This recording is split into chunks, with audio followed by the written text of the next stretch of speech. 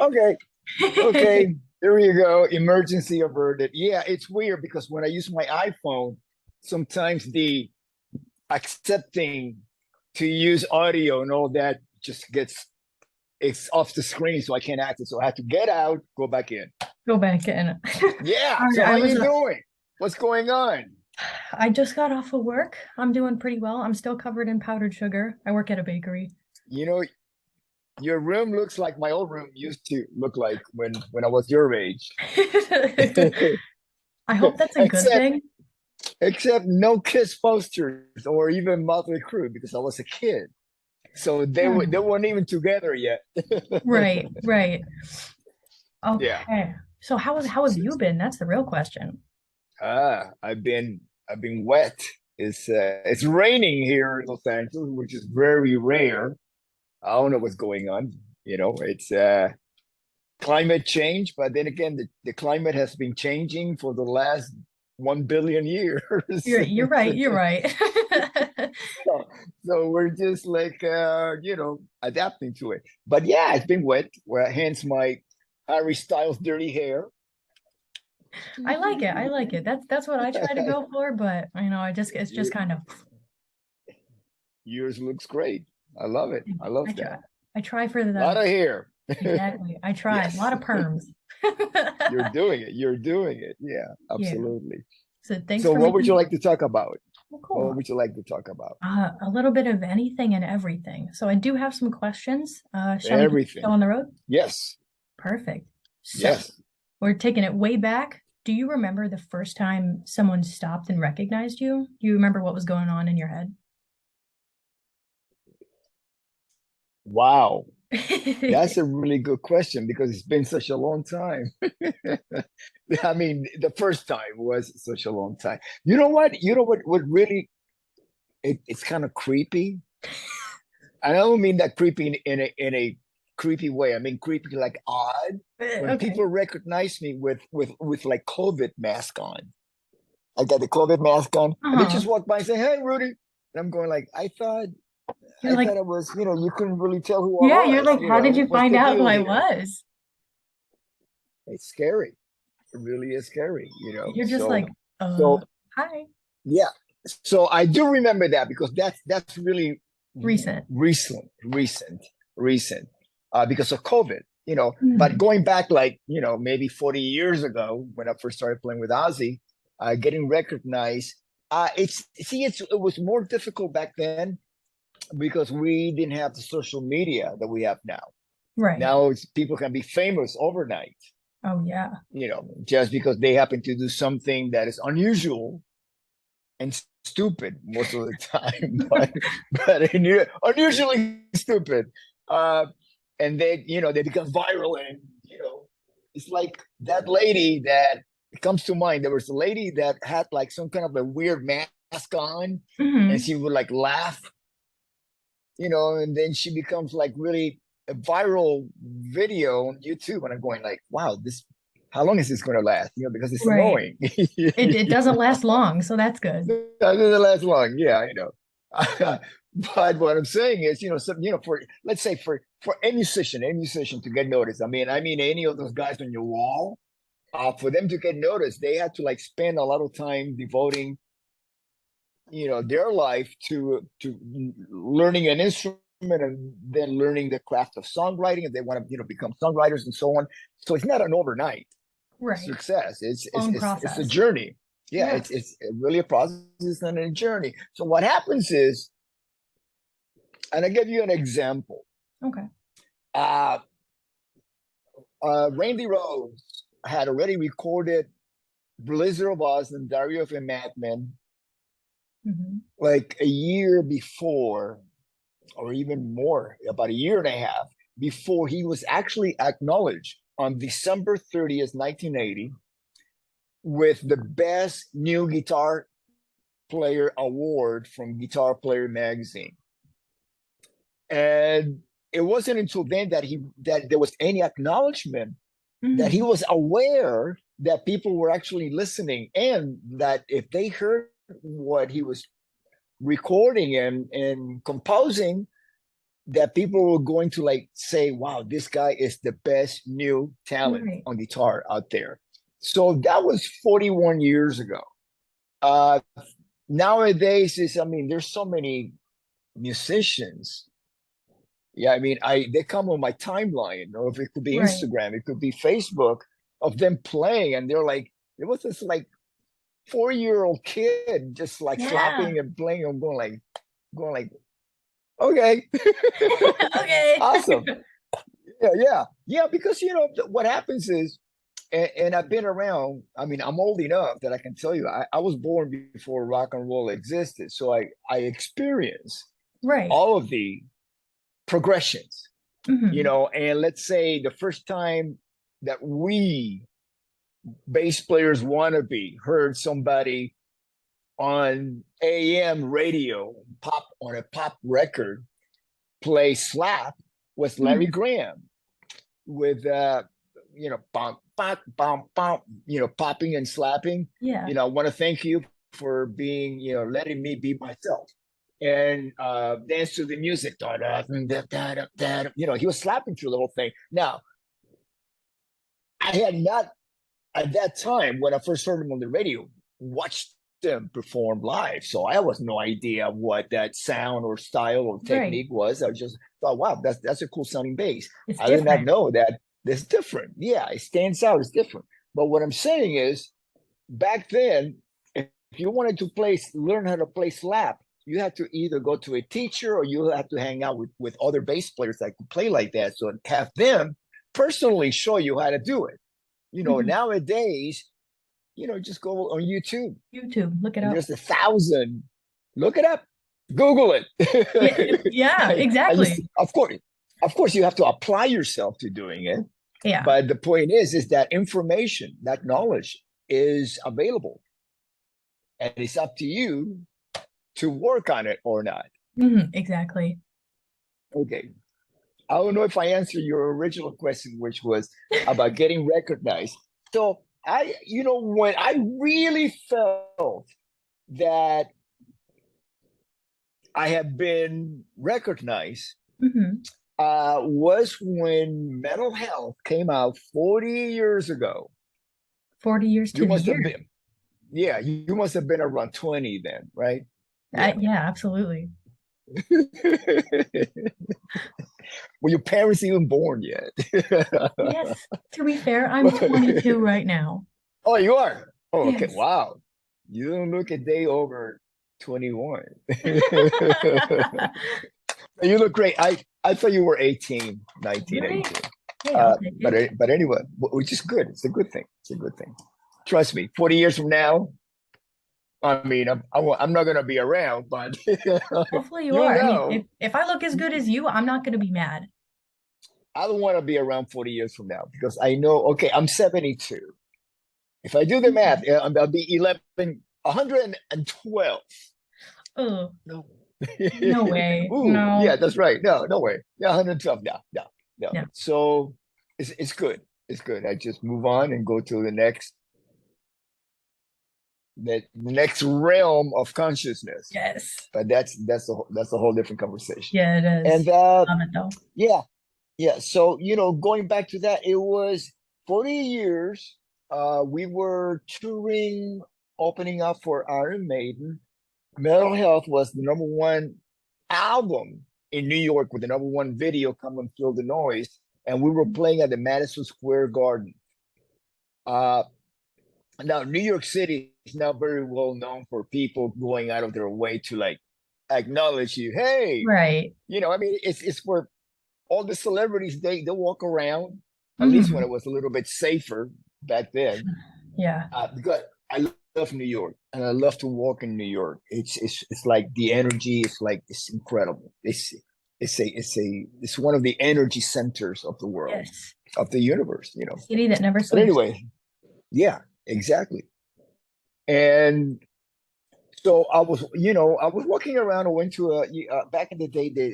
I think it's 52nd Street. That's where they have all the stores, Manny's and Rudy's and all that, right? So I was Mhm. walking around that area looking for stuff to buy, musical instruments, Yeah. and people would stop and say, "Hey, Quiet Riot, hey, come and feel the noise, hey, Rudy." But and I'm going, I mean, I'm talking across the board, ethnic, ethnicity, you know, cultures, whatever. It was like music really unifies people because, after all, we are made out. Music is made out of frequencies. The Hmm. frequencies, the arts. Whether it's a photo, colors have frequencies, shapes Hmm. have frequencies, you know, and we humans, everything in the universe is made out of a frequency. It vibrates. Yep.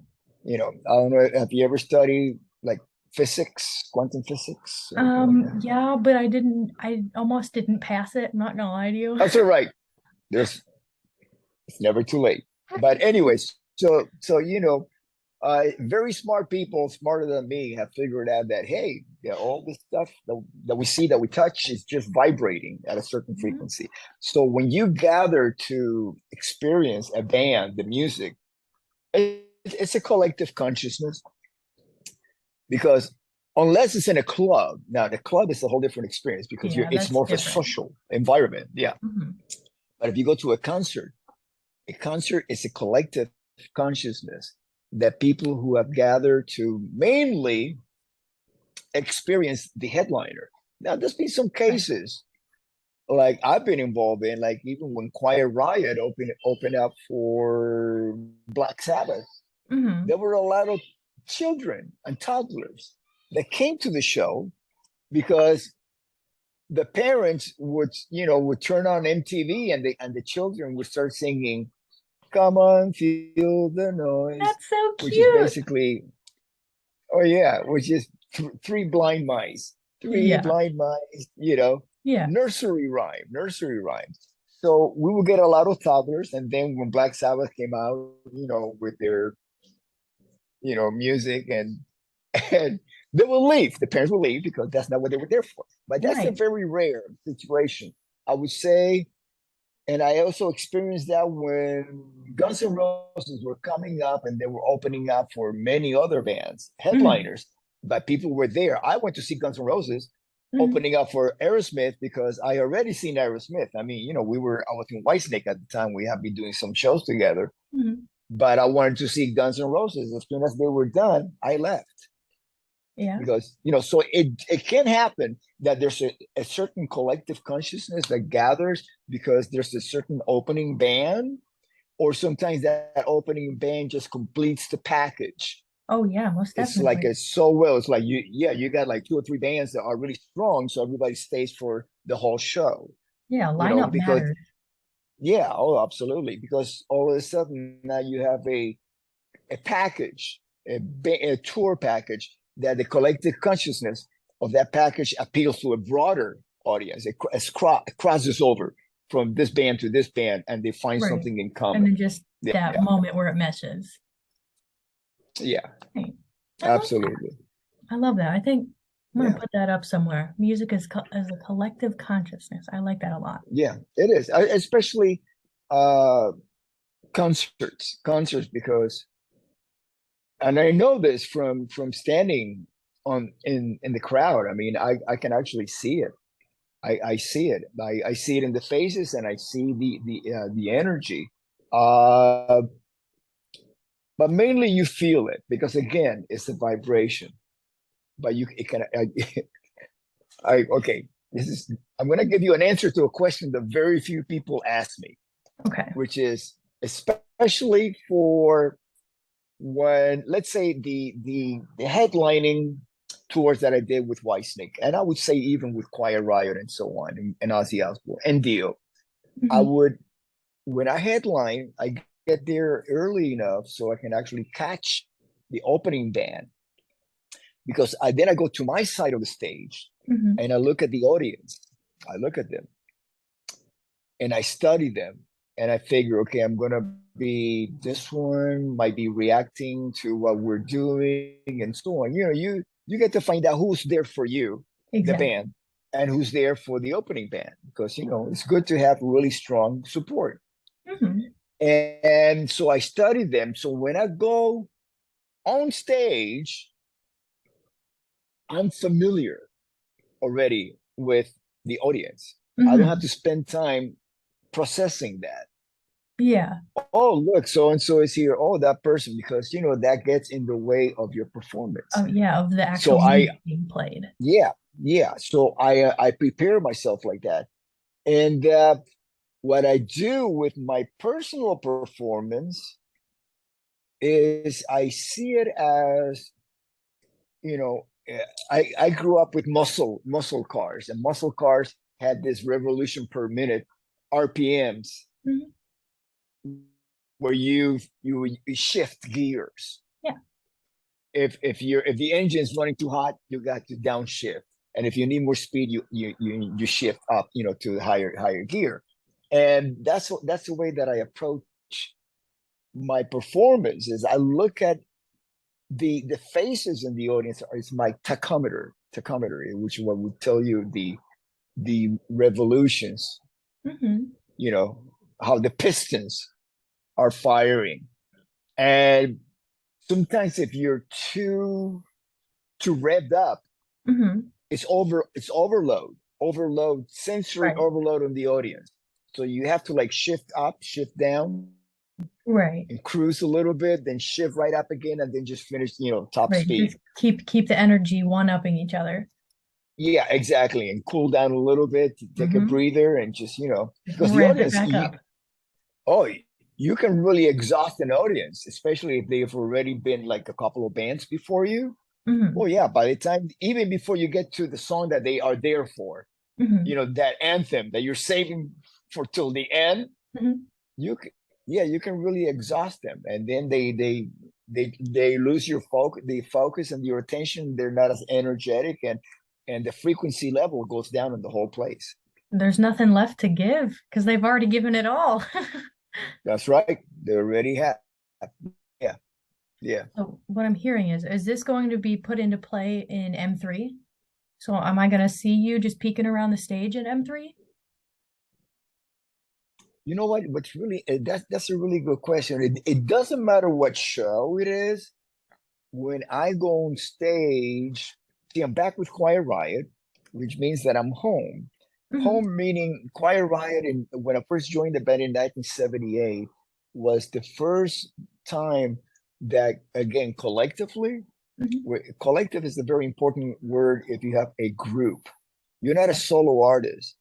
Hmm. It's like, let's say, Led Zeppelin, any band, the Beatles, was a collective consciousness with each individual providing a certain quality to it. But as a Hmm. whole, they were seen as the Beatles. Right. Led Zeppelin the same way. I mean, so much that when John Bonham died, they decided that they could not go on as Led Zeppelin, so they broke Right. up the band. You know, uh, I've been there because I did not have enough uh, tools, knowledge of the importance it is for even Led Zeppelin.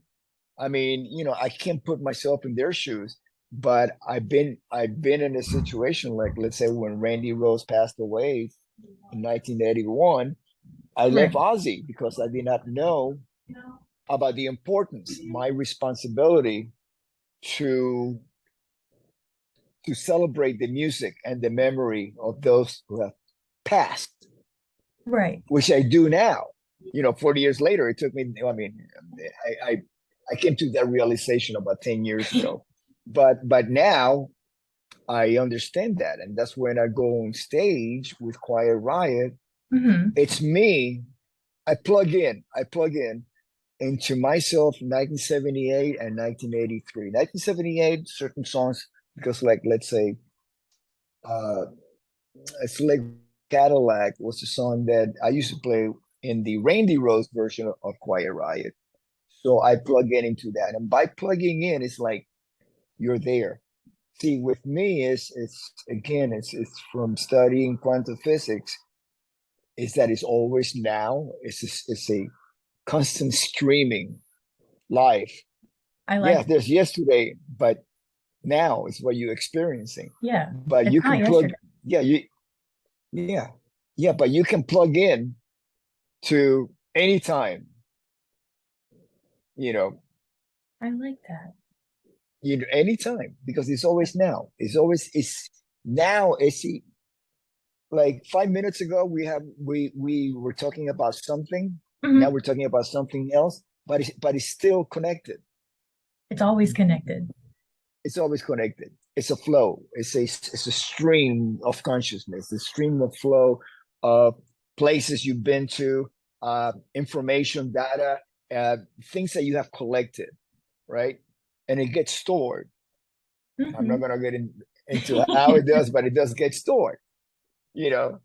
And even your future, Hmm. the possibilities that you have Hmm. right now, there's hundreds of possibilities. You can leave the room and do something that you've never done before just because you decide to do that. And that's going to change your life, a shift. Not for the better of the worse necessarily, but it will A change your shift. life. Like a Yeah. So butterfly effect. every moment you're making life-changing decisions, even if it's just asking me the next question. That's how I felt whenever I had sent the email. It'd be like, hey, Mr. Sarzo, do you want to do an interview? And I was like, this is gonna be a life-changing experience if he actually says yes. It's gonna be a life-changing experience. And then he said yes. And I was like, oh my God, okay, I have to get everything ready. This is amazing. So, no, life-changing experience. Well, I'm glad we connected. I'm glad we connected. But again, going back to yeah, I mean, of course, my body, we all age, Hmm. but my consciousness will be plugged into what the reason why the audience is there for. Right. Because That you're that able to I take can, that. yeah. Sorry. I'm one of those people who actually believes in that. Not only I believe in it, I practice it. Practice it, putting it, meaning that I put it into action. Hmm. I'm not I'm not Rudy today playing on stage. I'm Rudy who's still connected to myself 45 years ago playing on stage Hmm. because I have reprogrammed myself. A lot of people, I would say humanity in general, Okay. by the time they're 7 years old, Hmm. it's programmed by other people's information who are actually sharing their own program that they have been programmed with you Yes. I feel like as a instantly. child, right? I Yeah. mean, it could be depending on where, not even where, but your family unit, your nucleus, Hmm. who they allow you to be exposed to outside Hmm. of the family nucleus. All of that, it's because it is really their responsibility, Yes. and it all starts at birth. Did you pick your name when you were a baby? That'd be pretty cool. I'd be named something a lot different if I did. Yeah, yeah, okay. So we don't we don't Right. pick our names. It's Hmm. like we're given a name. I guess it's because there's a birth certificate and you got to have an identity. So what you're gonna do? I happen to be a junior. I have to a lineage of juniors, and on my first day in school, I was born in Cuba, and then I came to the United States when I was almost 11 years old. And by the time I was 12, I moved to New Jersey. Oh, And my first day of school, I hear the teacher go, Rudy, Rudy. And I go, oh no, I've never even heard that word before. who's that? Then I just happened to, yeah, what's that? I look up and he points at me, yes, you, Rudy. And I go, no, Rudolph. I was Oh. Rudolph.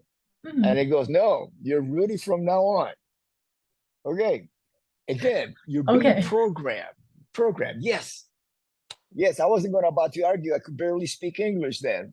Oh So wow. I was, so it's like, okay, of course, I wasn't old enough and educated enough to understand, oh, I'm being programmed to now I'm going to be Americanized and I can Hmm. actually now do what I really want to do, which is blend in and adaptation, be just like just like everybody else. Because sometimes when you're that 11 years old, there's that sense of like, I kind of don't fit in.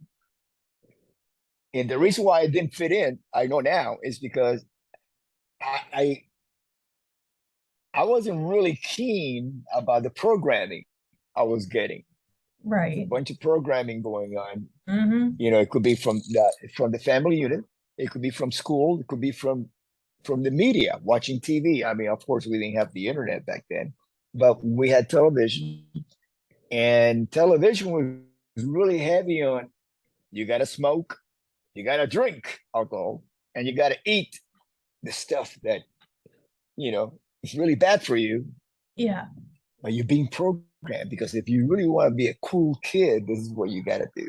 Yeah. If You you want know, to be cool, so got to. society, yeah, yeah, and then we spend the next our formative years and adulthood trying to like deal with that. Like, oh my God, I've been programmed to do all this stuff here. How do I walk away from it? Because if I do, I lose my identity. And there's nothing, but then that might be the best thing that you could ever do because you have to replace one identity with another identity, Right. Because which it's is where basically where they mesh. as far as, yeah, absolutely. I mean, yeah, there has to be like a point, like a cross reference, old identity, new identity, and somehow they have to cross fade. Then all of a sudden you become Hmm. new identity. Little by little, you start making choices. You start to gather new information because with the new identity comes new knowledge. You know, and that would really liberate you because you start learning. One of the most important things that I find about social media is about learning about other people's perceptions. Now, they might not be necessarily in sync with your perception, Hmm. but check this out. People talk about 360 degrees, to go around. Hmm. Well, that's 360 degrees in this direction. How about 360 degrees in this direction?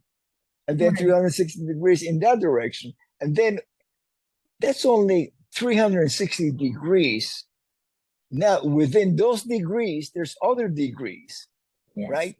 But what I'm saying at, if there is something in the middle, a subject, Hmm. you can look at from this direction. Okay, that's a perception, that's a point of view. You look at from this direction, that's a different point of view, right? We rarely as human beings, unless you're so connected with another human being, could be a sibling, could be a family member, it could be a soulmate, do we really take up the same point in the universe? Hmm. Because that is you. That's your perception. Where you're right now, we're sharing something because we're connected through the internet and all that. But still, you're not here and I'm not there. Right. The perceptions. Yeah, as well. Actually, we're sharing information. So what Hmm. what I'm doing is, for example, even in your environment, without you saying a word, I can gather some information about your perception on Hmm. things. Uh, Actually, putting, the camera turns on, and I look at you, and I go, "Oh, she likes old music." But then again, music is not old.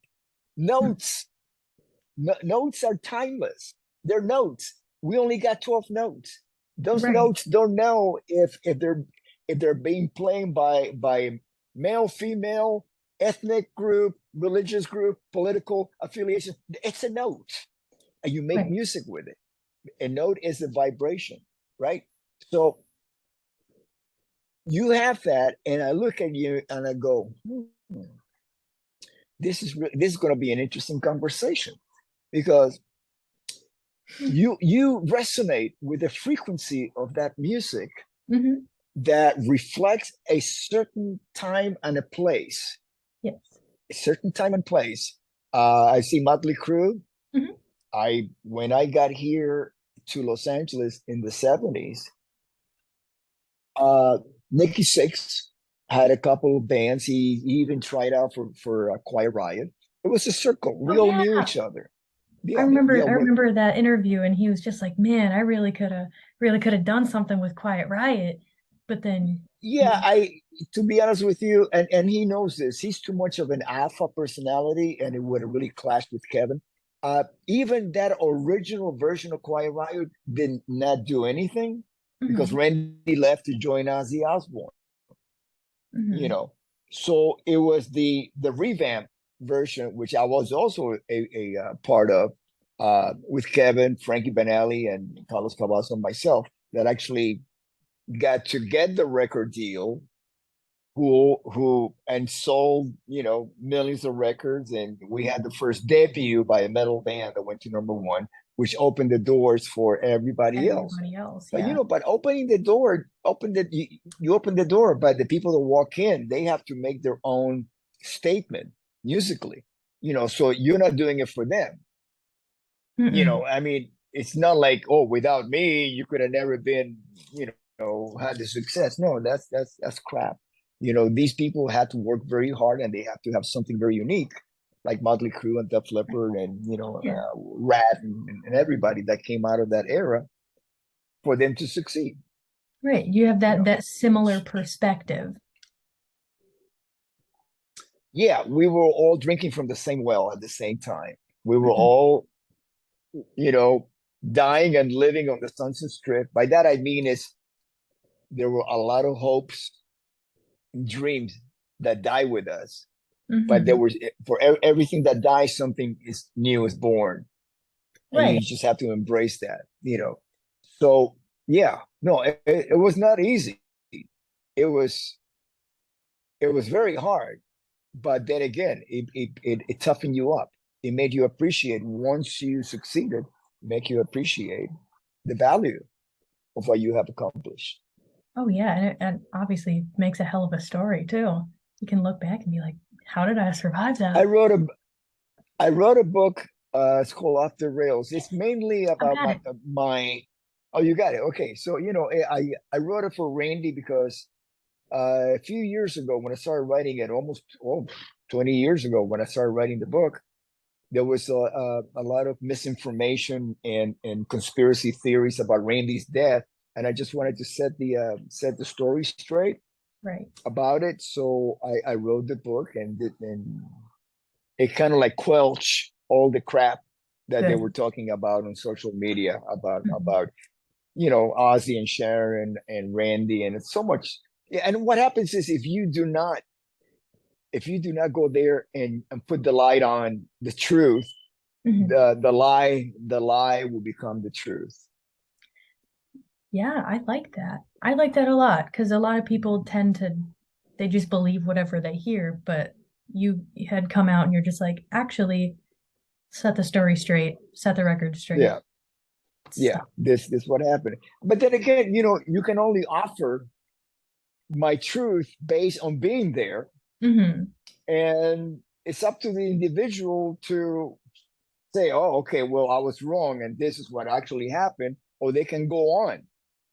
Because some people do go on. I mean, if they lose that connection with the lie, they're losing part of their personality.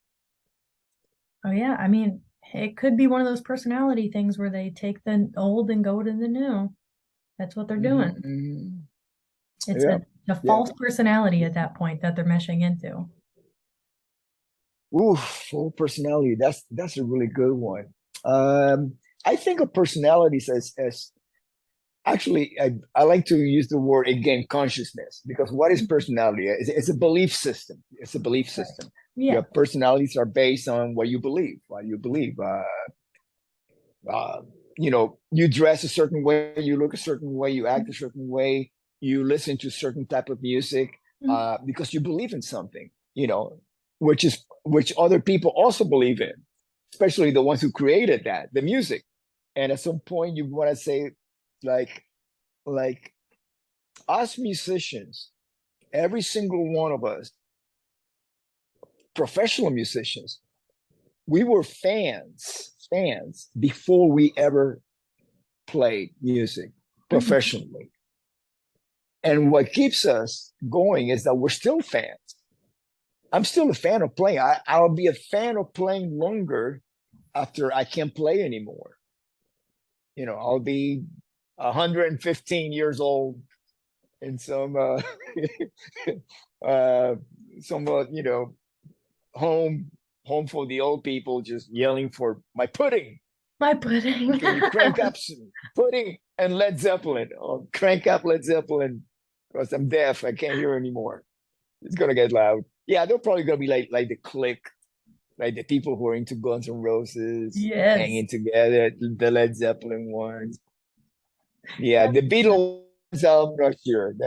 I mean, I grew up with the Beatles, but to be Hmm. 120 years old in a home, that's kind of sad.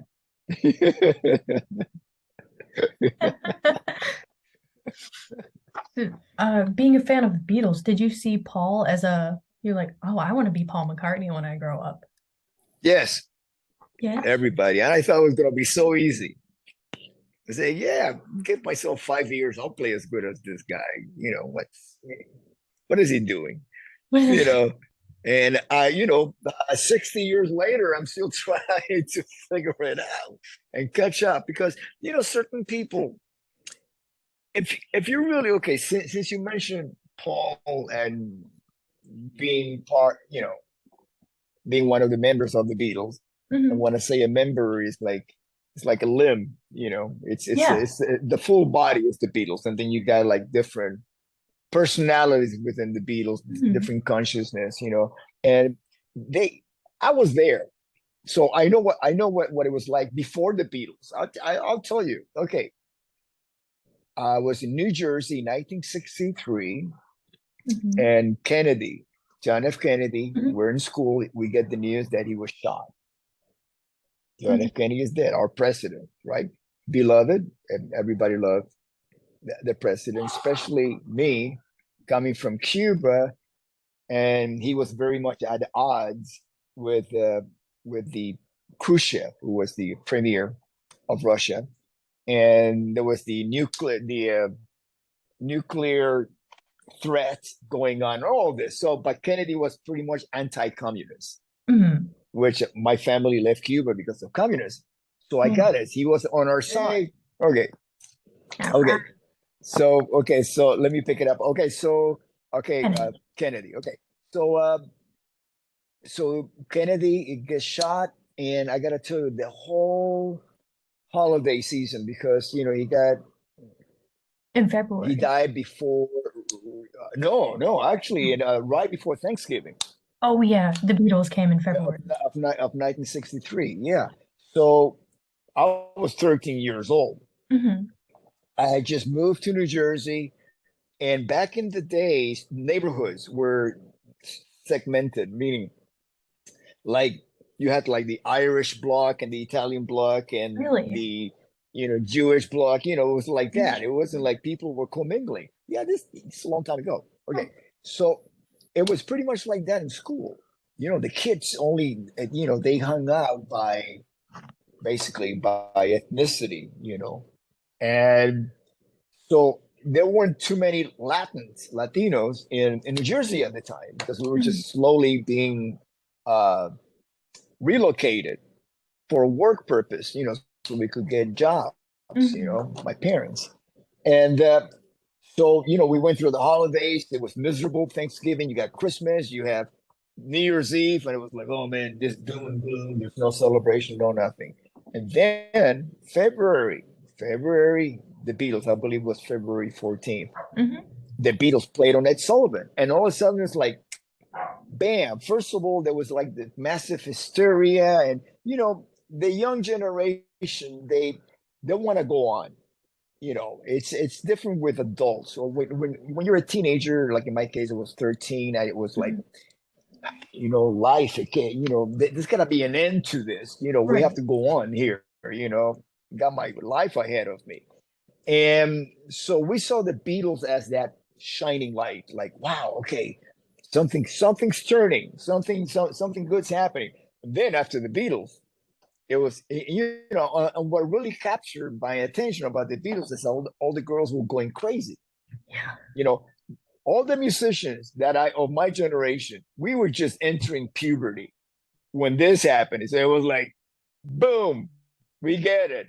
The girls get it. We get it. So it was like this massive emotion. Now, what really separated the whole thing was, okay, you have the Beatles, and then after that, it was like, okay, these guys are from England. Who else Mhm. is out there in England? Then you got like this whole British, they call The it British British invasion. invasion. Yes. Yeah.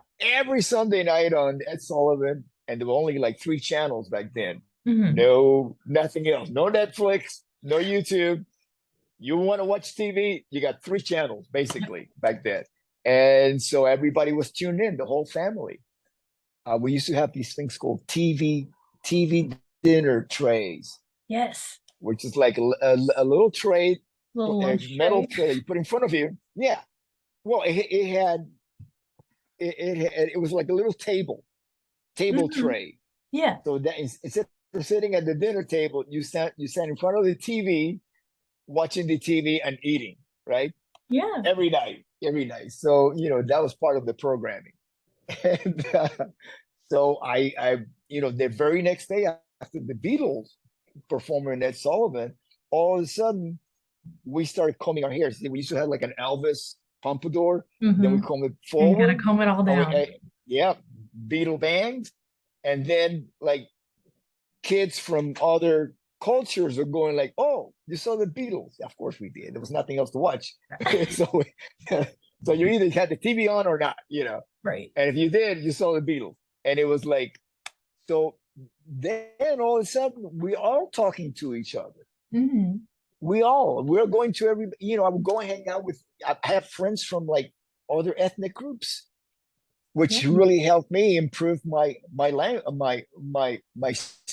speaking, being Yeah. able to learn English, because now I'm talking to it, hanging with Italians and Irish and Germans and whatever. And all of a sudden it was like it went from black and white, like a color the TV without color, to all of a sudden you have color. It's like watching the Wizard of Oz. Right. The first half is in black and white, then you go and it's like bright color. It was just like that. Life just like changed, and you thought everything was possible. It was like, okay, this is great, because things were really beginning to move in the '60s really Hmm. fast, really fast. Now, one thing that my generation had that future generations did not have to live with was for the males, for the teenager, for the boys, walking to every day to your mailbox to see if you have been drafted. This okay. Thank you. A lot of my friends, they never came back. You get like a letter saying tomorrow you got to be at this draft office, and if you pass the physical, that's it. They'll pick you up, to put you in a bus and take you to boot camp. Hmm. I got friends that never came back, never came back. So there was a certain urgency to live, to live. It's like every day. You just never know if you're going to be around tomorrow. So that's where life got a little bit faster. We Yes. were driving faster cars, GTOs, Camaros, whatever. Uh, you were going out every night.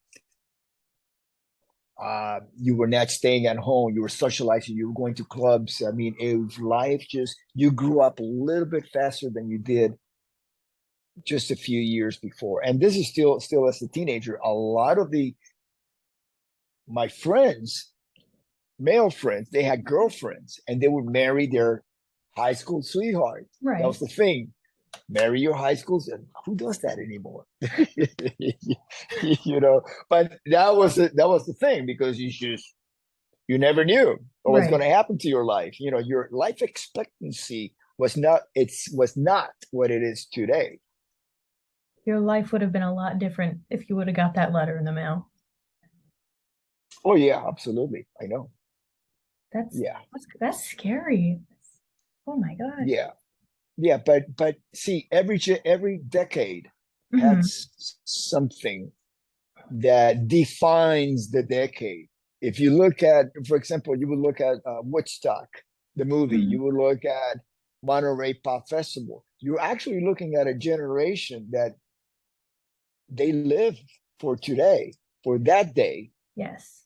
because tomorrow was not guaranteed. It was never promised. It was never promised, never promised. So that brings out different things. The music is different. Hmm. The music is darker, or sometimes it's so dark that radio programmers have to balance it out and make it really pop. For Interesting. every Doors song about Vietnam, there were songs by, you know, yummy, yummy, yummy, I got love in my tummy, you know, so Yeah. they will have that on the radio, you know, songs like that. It's Yeah. like Billy, don't be a hero, you know. It's like, Yeah. really? And then you have the Doors singing about this is the end, my friend, you know, it's like, Hmm. okay, yeah. So it was a matter of like, what do you relate to? What's your consciousness? What do you resonate with? You know, What's on your frequency? exactly. What do you resonate with? You know, and then you pick your friends based on that. Hmm. You know, I think nowadays personally, I am more open in social media. Oh no, I am completely open. I have because out of curiosity, let's say I go on Twitter, Okay. and I see, Twitter shows you who is following you now. Hmm. The people, Yeah. who has followed you, then I look at it just, just out of curiosity, and I get like the most diverse. I get people who are like completely religious, Hmm. and then I get Satan worshippers. And I'm going, okay, I'm not a Satan worshiper. I mean, man, it freaks me out when I read that somebody who's a Satan worshiper is following me. Hmm. But I say, you know what? Maybe this person needs another perception in their life. Hmm. I'm not going to try to change that perception, because that's their journey. But Hmm. if they're looking for an alternative, I'm here. I'm here. I'm That's right all. here. That I'm here. That's all. That's all I can offer. If you're looking for a different alternative to that, but it's okay. It's your journey. Hmm. I'm not going to tell you don't do that, unless you ask me for my opinion. I'll give you my opinion, but it doesn't mean that you You have to change your follow my journey. opinion. Yeah, Exactly. it's your journey. Yeah, yeah. So, who has helped you the most in your journey? Ooh. Well, for of course, parents. My parents are. My mom's still with us. As a matter of fact, today she's celebrating 1 year anniversary since she moved in from Miami to live with my wife and me and my little dog Willow, who's Yay! I know sleeping there. I did Yeah, see a little yeah, dog over there. yeah, It was very yeah, interesting. yeah, Love dogs. yeah. My little dog there she is. See, in the red. Hello. She's wearing a red little. Yeah, she's What's her sleeping there. name? Okay, Willow. Oh, it's so baby baby Willow. Yeah, yeah. baby He's a Willow. Yorkshire Terrier. Oh. Yeah, and so my parents, I was very, very blessed. I am very blessed that my parents Mhm. were such great role models. But Mhm. parents, especially when I when we moved to the United States, my mom and dad, they have to for the first time, my mom, we cannot afford for my mom just to be to take care of us, to be a Mhm. mother, traditional mother back in the 60s. Yeah. So my mom had to get a job to help out, just like my dad. And then it was a whole different upbringing. because then all of a sudden, I'm in school, and Mhm. then I have a younger brother. So it was my mom, my parents expected me, being 4 years older, to take up the slack that Right. they were not there, to do things for my brother. So I did that. Uh, and then, you got school, you got all these different influence. So we were at a period where we spent a lot of time watching TV, because they would get home from work around 6. Then my mom would make dinner, and they would be so tired that they would just go to sleep, and then Mhm. wake up the next day and do it all over Do it again. all. Yep. Whereas when before my mom started working, she would be there, the family unit, the Right. matriarch will be there and making sure that we were getting the correct programming, information, being raised, raised properly. Yeah, yeah, yeah, Being raised equals programming. I mean, that it checks out. I like it. yeah, it is. I mean, we are constantly being programmed. Even social media has become one of the biggest mediums for programming. I'll give Mhm. you an example. Every day I get at least 10 offers from, and I don't know who these are. I don't know if they're legit, Mhm. what the hell it is. But even if they're legit, they are offering me money, and they offer, they're giving out figures for them Mhm. to put videos on my social media pages, like Instagram, Facebook, Twitter, so on. Interesting. And I say no. I won't even answer them. I just, because what happens is, once I start doing that, Mhm. I feel, it's my perception, Mhm. that I will start losing credibility. First of all, I have no control on the content that they're going to put on my page. That's just my Right. page. It's like all of a sudden letting people into my house. I don't know who these people are. Mhm. I don't know what they're doing in my house, and and what their consciousness is, their belief Mhm. system. What other people do they attract to come into my house? You know. So Facebook, all social media, that's how I treat it. I treat it basically for very precise purposes, meaning creating awareness of shelter, Mhm. animals that are available, cats, dogs, whatever, and also awareness of the legacy of the music that I've been a part of, Mhm. and the memory of those who have passed on is very precise. And I think that if I start posting, giving access to these companies for them to put videos on my social media, it's going to really dilute the integrity. Yeah. I mean, because that's not you. And you, like you said, Not you don't me. know Yeah. what they're about to put on there. Yeah. Yeah. So it is very important in anything you do in life, to maintain the highest level of integrity.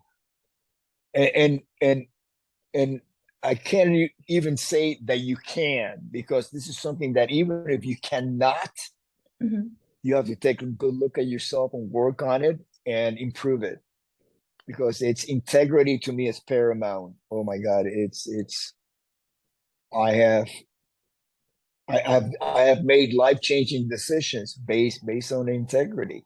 And the first person, or the person with the most integrity, musical integrity, that I've ever met was actually Randy Rhoads.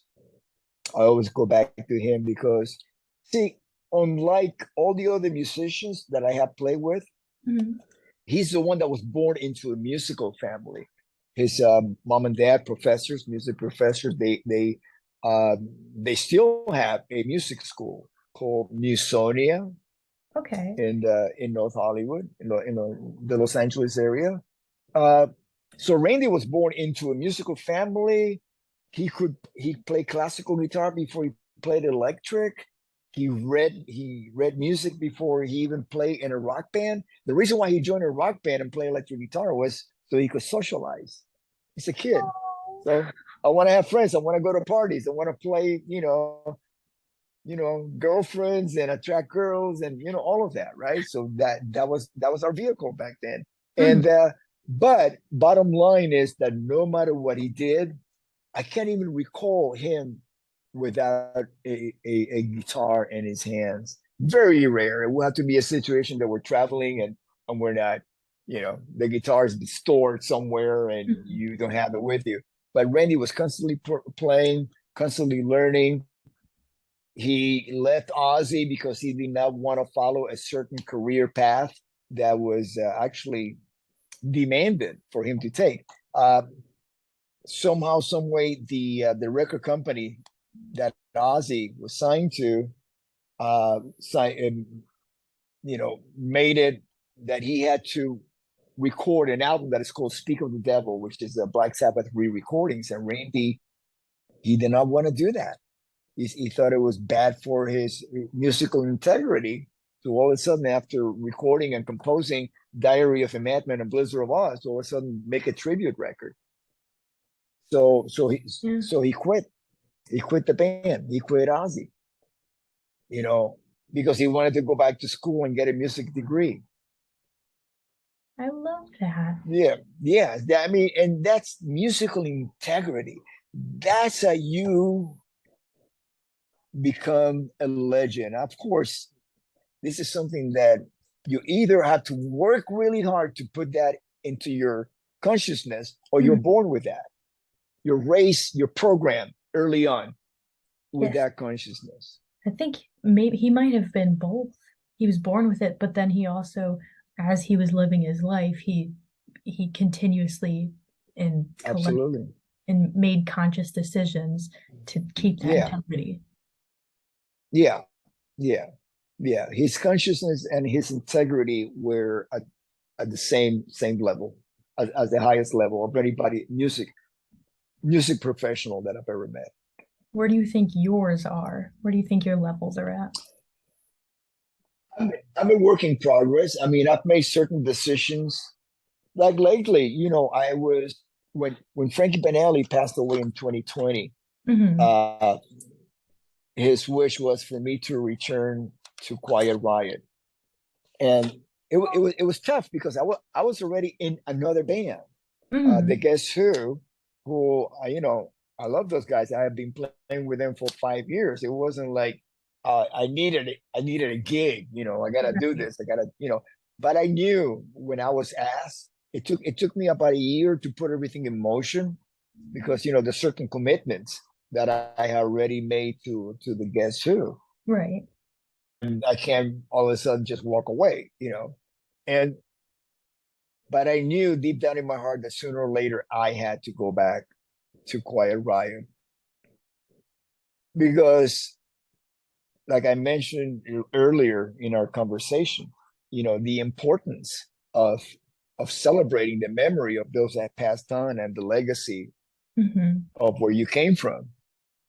That's paramount, and that's what really drives me today, as far as being a professional musician, which is different from when I every morning I get up and I go to YouTube and I study jazz, improvisation, and music theory. Things that I might never be able to apply because it's such a different genre of music into rock and Hmm. roll. Right.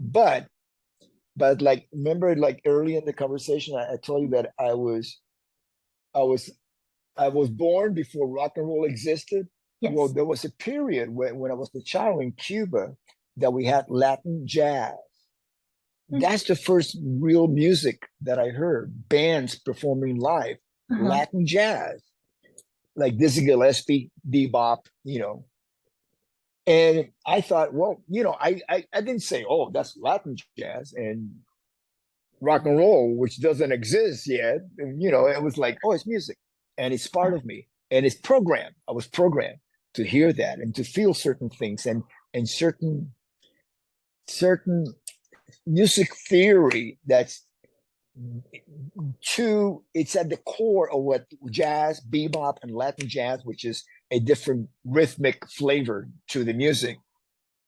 It's very unique, right? So then I start playing rock and roll, But in my head, I hear these sounds and I go like, I grew up with this. I want to know what they are, where they're coming from, because they are part of my consciousness, Yes. and it's something that I do not want to lose. No, and I actually I want to enhance it. I want to embrace it and get deeper into it. And so that's what I do. Not as a professional musician, but a student of music. I like that. A lot of musicians who had I guess before and after you, they're just like, well, I'm a professional musician now, so I guess that's all I'm doing now. I'm only doing just put it in autopilot and keep going. Not a lot of people keep learning. Yeah, yeah. It's very, again, that's their journey. I've been there. I've been there. Okay. It's we are works in progress. But it just so happens that years ago, and I got to give a lot of credit for this decision that I made, which was to get LASIX. I Oh. started to lose, yeah, I started to lose my vision, and things started getting blurry on stage. So Oh I no. was just basically sticking with what I knew rather than open up musically, Mhm. because I really couldn't see very well without glasses. But then I compensated by getting into computer generated, CG. I Yeah. started learning animation, computer animation, Mhm. because I could. As a matter of fact, if you go online and you do a research for NVIDIA and Adobe, Mhm. there's a profile that they made of me, Rudy Sarzo, NVIDIA, which is the graphic card company. Yeah, HP, it was the other one. So you can actually go on YouTube and see the me talking about it, because I I I I thought it was going to be more implemented today, but I Mhm. saw that the future, and what I'm talking about, I did this maybe 15 years ago or more. Yeah, almost 15 years ago. That the a band, the average band was going to be segmented into certain individuals that Mhm. would take up the duties of what record companies used to provide. Mhm. Like there would be musicians, in the band that could engineer. I'm the engineer in the group. We're a band, but I'm the engineer. I'm the musician. I'm the manager of the band. I manage the daily, so everybody had picking up on things that are not available anymore unless you're like Taylor Swift, Yeah. But most bands don't have that support system at the moment. So I thought, okay, at least to get you to a certain level that you're gonna get the attention of the industry, Mhm. musicians are gonna have to learn how to record, how to produce yourself, how to make your own videos, special effects, all of that. So Mhm. about 20 years ago, I started getting into that. As a matter of fact, I worked with a lot of digital software companies, helping them develop, coming from the musicians' point of view, what we needed in I order like to that. create, like loops. My bass loop library is the first one for Acid, which was Mhm. Acid was the first software for loops. Acid Okay. is yeah, it's and then the software changes hands, different companies buy it, they develop different things, but the point Mhm. is that I saw everything that was coming, that we have today. I could foresee that 30 years ago, Right. the changing of the as as soon as things started getting digital. As a matter of fact, this is what I'm doing right now. I'm taking a little break, that I'm recording a song, and I'm Ooh. doing this in my house on my laptop, and I got my headphones. That's which is the reason why my hair is the way it is. It's against flat, and wearing headphones, and I'm recording. I got my bass right here. See Ooh. my Ooh. bass, A and con- but these are things that 20 years ago, like when you were born, we're talking about, 2000. Actually, 1995 was when we first became that you could actually start recording at home with Mhm. ADATs. and Pro Tools Session 8. Yeah. That they came out around 1995, but not everybody had it. And Mhm. the capacity of the drives was 1 gig, 1 gig, Ooh, 1 gigabyte drive, seven that's hundred and it. fifty dollars for 1 gigabyte drive. So it was limited. Now I got like gazillion gigs in my drive and expands and kernel drives and whatever. So Hmm. you're not bound to for capacity, storage Right. capacity. You also have the cloud. You can put stuff up there. You have this Google drives, and so It's endless. it was so yeah. So we're getting to the point now, and God knows what it's going to be like, 10 years from now. But the Mhm. point was that 20 years ago, I could see it. I thought it was getting more developed. Right now, I don't see enough musicians with the savvy to make really a music video. Mhm. Because to make I mean, you know, I was one of the first in the first. I was in one of the first bands that became a staple of MTV. So Yeah. I understand not only the value, but the quality of what a music video should have in order Mhm. to make the person who watches the video do the ultimate outcome, buy the Right. record. Yep. That's it. You're not making the video for any other purpose, but you're advertising, you're putting a face to the music. We got the music. Who are these guys? Oh, here they are. Oh, okay. These people are Oh, these I people. like it. Buy the Okay, record. yeah. It's like the posters behind you. They're Right. putting face on a poster to the music. Exactly. Okay, whose shirt are you wearing right now? Def Leppard. Def Leppard. It's just the Okay, logo. but the logo subliminally creates that. Hmm. You watch a logo. Logos have existed. Okay, Hmm. hieroglyphics. They're just basically emojis. Like people, like the Egyptians Yeah. could write Hmm. information with basically emojis. That's hieroglyphics. It's the same thing. On social media, you put emojis and that's it. That says it all. Well, hieroglyphics is the same thing. Logos is the equivalent of that. Right. It's just Logos will do when something. Let's put it this way. If you're walking down a dark street late at night and you see somebody with a Def Leppard shirt, what do you think? well, I think they're probably gonna mug me. with a no, with a, it's you go, oh, I relate to this person. This person likes Def Leppard too. I'm gonna be like, I like your shirt. You know, yeah, I like your shirt. Hey, so all of a sudden you're like, oh, okay, I feel safe. We like the same band. Right.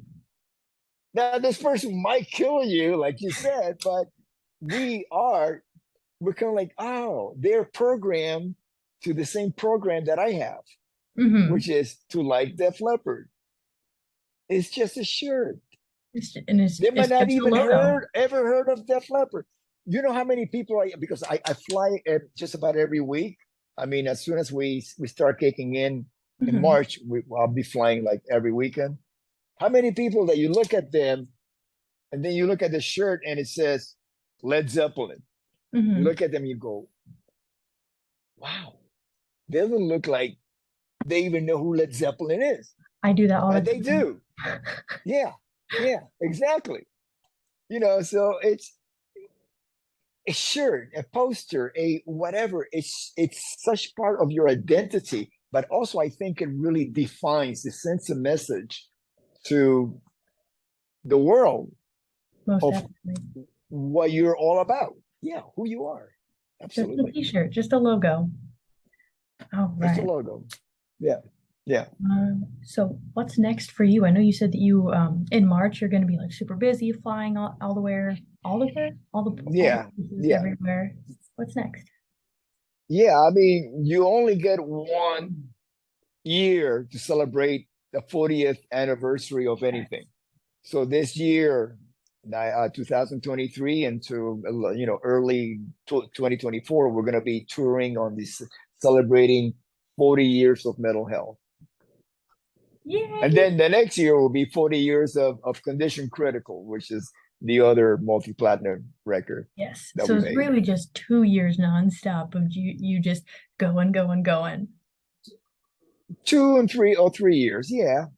Yeah, but then again, as long as we are a unit, Quiet Riot exists as a band, Mhm. we will be doing that beyond the mental health. But it's going to be really, Mhm. really nice just to go and, to have that cycle. Mhm. That's another thing that we haven't talked about. Cycles, Cycle. Yes. cycles. So this is a 40-year cycle, which is very, very important. I mean, I see some signs already that that reflect not just the 40-year cycle, but the 10, 20, and 30-year cycles. Every 10 years, Mhm. there's certain significance to a cycle. You just have to like acknowledge it and take action, because Yeah. if you don't, it will repeat itself at some point. Oh yeah. You know, yeah. I mean, It's like, for example, a subway. Do you have a subway where you live? yes. You've been in a subway. A subway is really a cycle. It says, Mhm. okay, we're going to be here now. If Mhm. you don't get on the subway, there's going to be another one coming 5 minutes from now, let's say. Right. That's a cycle. That's a cycle. And then you keep repeating that. There's going to be different people on that train 5 minutes from now than there is on this train right here. Mhm. And then you keep adding every 5 minutes. There's going to be a different amount of people that have decided to go on that cycle of the train. And not But wait if for you the don't next. get on the train, you're not gonna go get you if you don't get on that train at some point, you're not gonna get to where you need to go. You're not going to get to the next point in your cycle. That's right.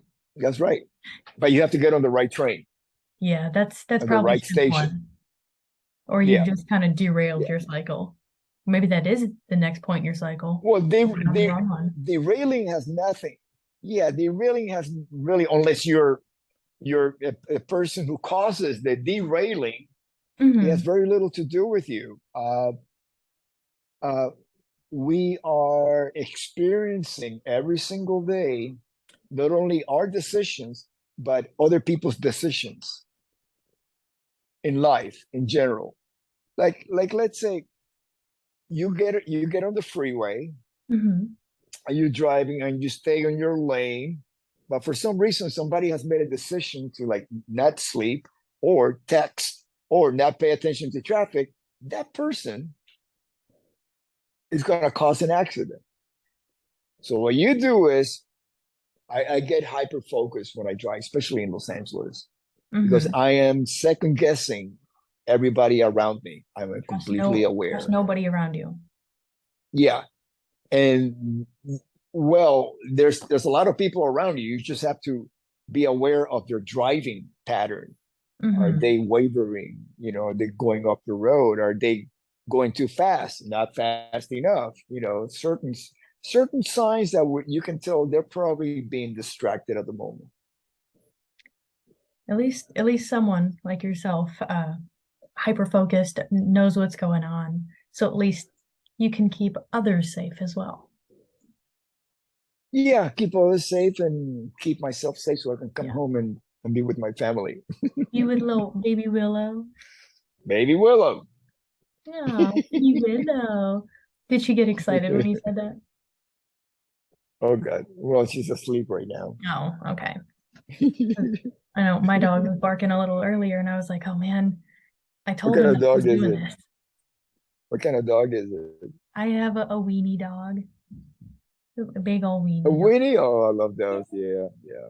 They look great. He- but he's busy. It's almost his dinner time, so he's Oh, amping up for that. yeah, and I need to go back and finish the recording that I'm doing. Yes. Okay, so I am very, very excited to see you at M3. Very, very excited. It's my first year going to M3. And Oh wow. very I excited. never been to M3 neither. That's one of the last festivals. new festivals. Like this year, we played Rocklahoma, and we did Mm. the one up in South Dakota, Sturgis, and Yeah. we did Monsters on the Mountain, a few more that I had never done before. And Hmm. this year will be M3. Very excited. I hope to see you like touring, like doing the 40-year tour and then the 41-year tour. Hopefully you come to Ohio. That's where I'm located. Hopefully. I have not checked. Ohio, Yeah. I'm up in Cleveland. what is that? Okay. Oh, Cleveland. Love Yeah. Cleveland. Got a Rutgers. lot of great memories playing there. Yeah. See, Yeah. I knew it. Love I knew Cleveland. it. I knew it. That's why I had to contact you. That's exactly why. Yeah. Okay. Yeah, But it's amazing. Ohio is one of my favorite states. I mean, you got so many big markets there. really? I All mean, the yeah, I mean, look at all the cities in Ohio. I mean, I got Cincinnati, you got Cleveland, Akron, uh, what else? You got Columbus. so many. Columbus, keep going. It's a gazillion. I mean, I was surprised that you named Akron. Oh my gosh. People Yeah, usually aren't like, oh yeah, Akron. Usually like yeah. Cleveland, I Cincinnati, Columbus. I think that's where Devo is from. Yes. Yes. Akron. Yeah, that's where you got it. Yeah, Akron. Also, the Football Hall of Fame is there. Hmm. Um, we played one of the tailgate shows Yes. with Quiet Riot, and yeah, my God, I really love. I mean, because this is what happened. There's a certain market in the Midwest that you get to play hockey arenas. Those Yes. were really Yes. popular in the '80s, and they're Hmm. not like let's say Columbus. It's Hmm. like a minor league arena Hmm. versus the whatever. What is it? The Cavaliers, or is that the Yeah. basketball team? That's the Which one is basketball. Our hockey's the Monsters. the what? The Monsters, the Lake What Erie is it Monsters. called? That's a new name because I think yeah, Okay. it must have been called something else before Um, that. I think you mentioned Columbus. It's probably the Blue Jackets. Yeah, no, but I'm talking about Cleveland itself. What's the name of the hockey team? I thought it was the Lake Erie Monsters. Hey, that look you're giving me says no. No, I mean I think it went through something like it happened with the Cleveland Indians. They got Oh, renamed we're the Guardians now. the Guardians, Guardians of the Galaxy. See, that's what everyone's been saying. We should change the arena. The name is that we should change it to the Galaxy. So they're the Guardians of the Galaxy. Yeah, yeah, Guardians of the Galaxy. Yeah, yeah. Okay, Yeah, yeah. so yeah, so get yeah Google's just yeah saying get back monster. to me. Get back to me when we get closer to the M3, and I'll see Mhm. what the status is regarding PhotoPass. Perfect. I mean, regardless, I have tickets and I'm excited. So Yay. regardless, I'm gonna be there and Okay. I'll be looking for you. I'll be searching for you. Hopefully you'll remember me. So then I'll be like, Rudy, Mr. Sarzo. And then you'll be like, that one girl. I remember. And it'll be great. I remember you. Yeah, yes. Yeah. Okay. Yeah, Well, I like I said, I've never been there. I've been there, uh-huh. Merriweather Post, right? The Yeah. Merriweather Post. Mhm. I played there with Ozzy in 1981. It wasn't Ah, even finished yet. It was still being built backstage. So I played there a bunch of times. That's mhm. like a regular stop, but not as the M3 festival. Right. Only as playing Merriweather Post. Yeah, It's something new for everybody. Well, yeah, I'll let you yeah. get back to singing and playing for Miss Baby Not a Willow. whole lot of singing, just a bill. Yes, that's a never-ending tale right there. Take care. Okay. Bye, Kate. Thank you so Take much for care. taking the time. You I'll too. see Thank you you. later. God bless. Bye. Okay. Bye bye. Bye bye.